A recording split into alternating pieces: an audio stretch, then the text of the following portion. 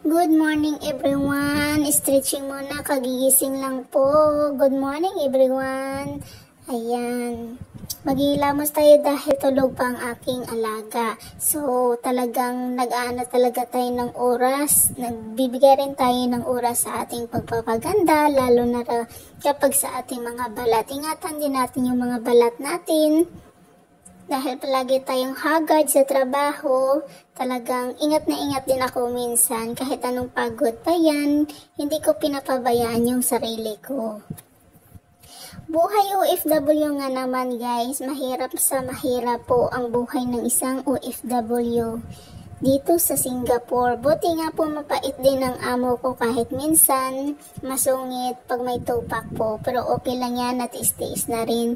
Basta kailangan po marunong tayo mag-manage ng ating oras sa paglilinis. Ayan po, tapos na po ako maghilamos at nagsuklay na rin po ako.